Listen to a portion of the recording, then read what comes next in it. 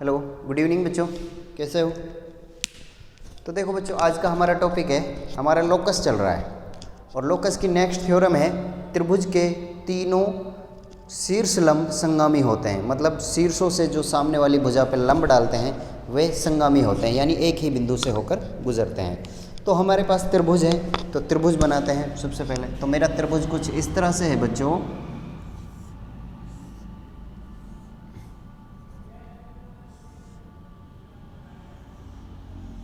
ये मेरा त्रिभुज है, मैं इसको नाम दे देता हूँ बच्चों ए, बी एंड सी।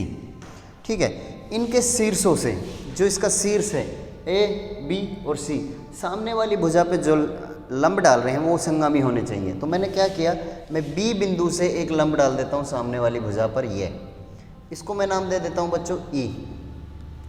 इसी तरह मैंने सी कोण से एक शीर्ष लंब डाल दिया इस वाली भुजा पे, ये, और इसको मैं नाम दे देता हूँ एफ। तो बच्चों जो ये शीर्ष लंब है ना, ये इसके मध्य बिंदु पे है, सामने वाली भुजा के मध्य बिंदु पे। तो इसी तरह से मैं एक ओ बिंदु से एक सामने वाली भुजा पे शीर्ष लंब डाल देता हूँ और इसको मैं नाम दे देता हूँ बच्चों डी। इसको मैंने नाम दे दिया डी।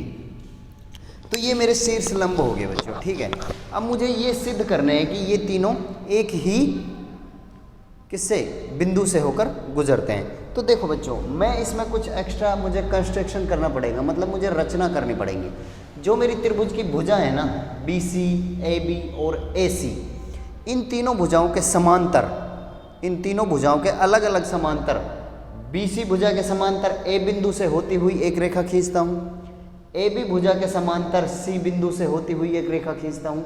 इसी तरह ए सी भुजा के समांतर बी बिंदु से होती हुई एक रेखा खींचता हूँ बच्चों, इस तरह से। देखो, ये मेरी हो गई बी सी बिंदु के समांतर एक रेखा हो गई बच्चों, ये। ठीक है, ये, इसको मैं नाम दे देता हूँ बच्चों आर क्यू। ठीक है, आर क्यू हो गया। इसी तरह मैंने क्या किया, फिर ए बी भुजा के समांतर एक रेखा खींच दी इस तरह से और इसको आगे बढ़ा दिया। तो ये जहाँ पर एक दूसरे को काट रही है ना बच्चों, ये मेरा क्यू बिंदु है, क्यू पॉइंट है। ठीक है, इसी तरह मैंने ऐसी भुजा के समांतर एक रेखा खींच दी कुछ इस तरह से, ऐसे, और ये इसको मिला दिया इस तरह से, ये मिला। तो बच्चों मेरे को एक त्रिभुज मिल गया पी क्यू आर। ठीक है, तो ये एक मेरे को त्रिभुज मिल गया पी क्यू आर, समांतर रेखा है, शीर्षों से समांतर रेखा खींचने के बाद मेरे को त्रिभुज मिल गया पी क्यू आर। अब देखो बच्चों, मेरे पास अब क्या है कि मुझे ये सिद्ध करने हैं कि ये भाई लंब संगामी है, ये जो शीर्ष लंब है ये संगामी है। तो उसके लिए देखो बच्चों क्या है, बी सी ए आर, एक समांतर चतुर्भुज है मेरे पास, सॉरी एक चतुर्भुज है, बी सी ए आर एक चतुर्भुज है। क्या है बच्चों, एक चतुर्भुज है। अब बी सी ए आर चतुर्भुज में बी सी भुजा के समांतर कौन सी रेखा है बच्चों, ए आर, बी सी समांतर ए आर। ठीक, दूसरा, इस आर बी के समांतर ए सी है तथा ए सी समांतर, मतलब त्रिभुज की जो दूसरी भुजा है ए सी, उसके समांतर क्या है, बी आर, क्योंकि हमने समांतर रेखा खींची है ये बच्चों। तो ये मेरी इक्वेशन नंबर 1 आ गई। ठीक है, समांतर रेखा खींच दी।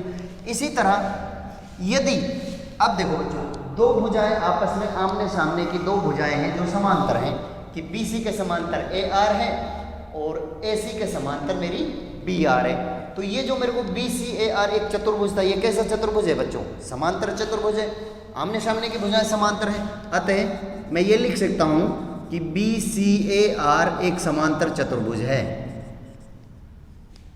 ठीक है बच्चों, बी सी ए आर एक समांतर चतुर्भुज है। ये मेरा समांतर चतुर्भुज हो गया बच्चों। ठीक है, यदि ये मेरा समांतर चतुर्भुज है तो चतुर्भुज की जो समांतर भुजाएं हैं ना आमने सामने की, वो आपस में क्या होती हैं, बराबर होती हैं, क्योंकि चतुर्भुज एक आयत होता है, आयत में आमने सामने की भुजाएं बराबर होती हैं, तो इसकी भुजाएं भी बराबर हो गई।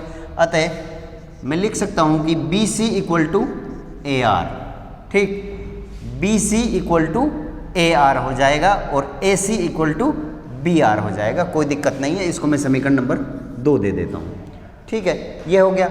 अब देखो दूसरा मेरे पास क्या है बच्चों, A B C Q. A B C Q एक चतुर्भुज है, एक चतुर्भुज है भाई, ए बी सी क्यू चतुर्भुज है।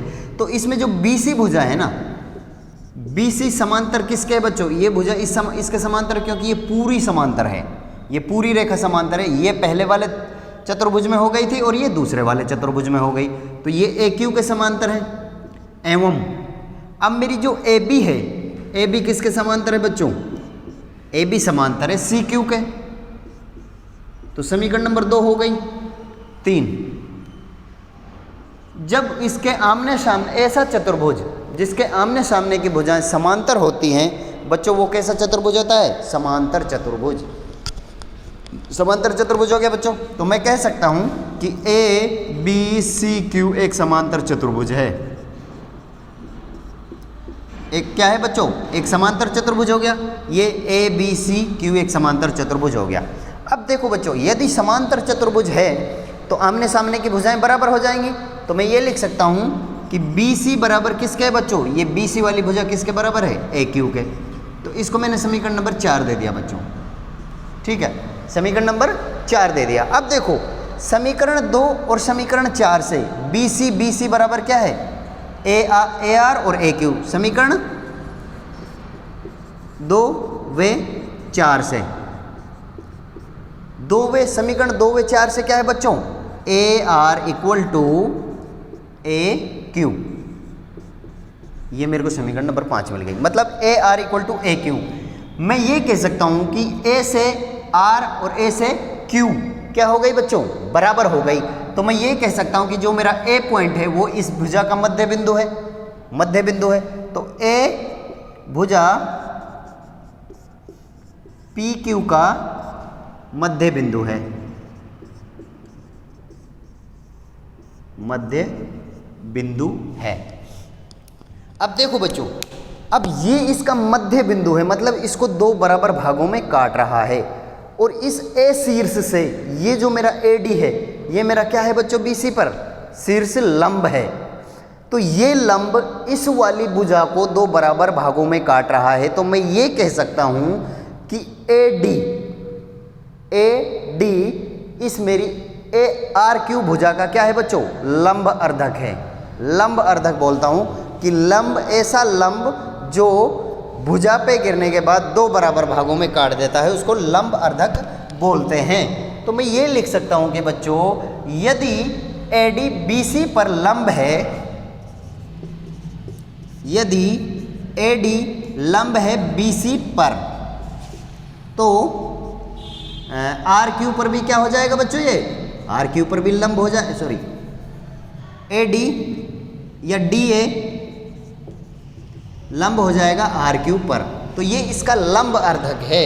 और हमने पहले पढ़ चुके हैं कि लंब अर्धक आपस में संगामी होते हैं। किसी भी त्रिभुज के लंब समद्विभाजक, लास्ट पर में हमने पढ़ी थी, लंब समद्विभाजक संगामी होते हैं। तो मैं ये बोल सकता हूँ कि शीर्ष से डाला गया लंब संगामी होता है, अतः लंब अर्धक संगामी होते हैं। तो मैं यहाँ लिख सकता हूँ बच्चों, अतः शीर्ष लंब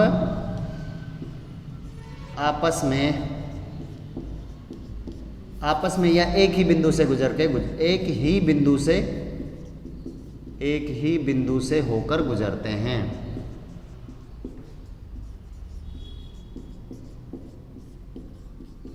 ठीक है बच्चों, एक ही बिंदु से होकर गुजर जाएंगे। जिस तरह से एडी लंब अर्धक है या डी ए लंब अर्धक है आर क्यू का, जैसे बच्चों डी ए लंब किस पे है, आर क्यू पे, उसी तरह देखो बच्चों ई बी लंब किस पे हो जाएगा बच्चों, ई बी लंब अर्धक किस पे हो जाएगा, पी आर पर। और एफ सी लंब अर्धक किस पे हो जाएगा बच्चों, पी क्यू पर। तो इस तरह से ये तीनों लंब अर्धक हैं और ये एक दूसरे के संगामी हैं, लंब अर्धक संगामी होते हैं। या अर्धक को मैं बोलता हूं लंब समद्विभाजक, संगामी होते हैं। तो ये लंब समद्विभाजक हो गए और ये संगामी होंगे।